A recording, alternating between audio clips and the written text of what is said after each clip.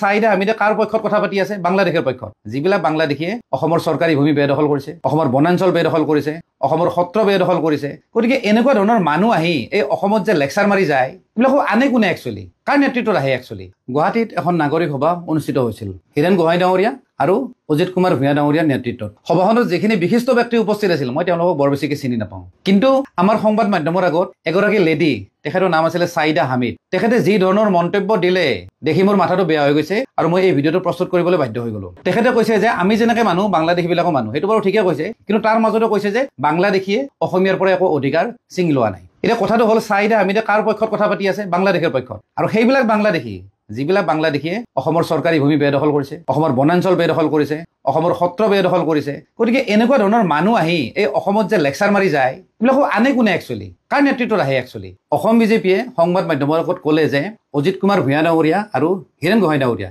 দুইজন হেনো কংগ্ৰেছৰ বি টিমৰ মানুহ, এওঁলোকে বি টিম হিচাপে কাম কৰে।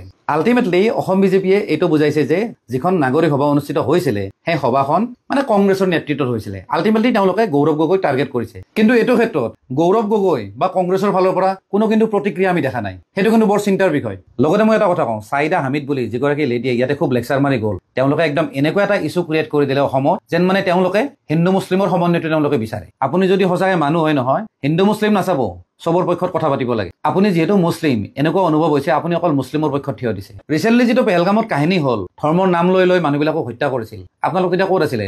এতিয়া আপোনালোকৰ হিন্দু মুছলিম কৰিব মন গৈছে, সেইকাৰণে দিল্লীৰ পৰা দৌৰ মাৰিছে অসমলৈ, নাগৰিক সভা পাতিছে। ঠিক আছে, নাগৰিক সভা পাতক আৰু অসমলৈ আহক। কেতিয়া জানেনে? যেতিয়া অসমত বানপানী হ'ব, হিন্দু মুছলিম সকলোৱে যেতিয়া বিপদত পৰিব নহয়, তেতিয়া ইয়াত আহক, সাহায্য দিব আহক, আৰু লাগিলে দিল্লীত নাগৰিক সভা পাতক। গোটেই দেশখনে যাতে গম পায় যে অসমৰ এনেকুৱা অৱস্থা হৈছে। আপোনালোকে অসম আৰু অসমীয়াৰ বিপদত নাহে, এতিয়া কিয় আহিছে?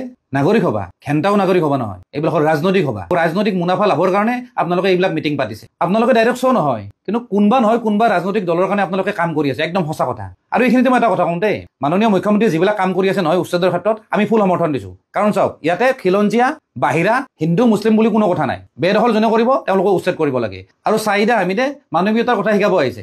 অসমীয়াক বা অসমখনক মানৱীয়তাৰ কথা শিকাব নালাগে। প্ৰতিজন অসমীয়াৰ গাত মানৱীয়তা আছে, আৰু সেইকাৰণে ইয়াতে মাৰোৱাৰী, বিহাৰী, পাঞ্জাবী সকলোৱে বিজনেছ কৰি আছে আৰু পাৰ্মানেণ্ট ৰেচিডেণ্ট হৈ গ'ল অলৰেডি। লগতে হিন্দু মুছলিম চব আছে, শান্তিৰে আছে। গতিকে আপোনালোক ইয়াত আহি এনেকুৱা ধৰণৰ মন্তব্য দি অসমখন উত্তাল নকৰিব, ধৰ্মৰ বিভেদ নানিব। ধন্যবাদ। জয় অসম।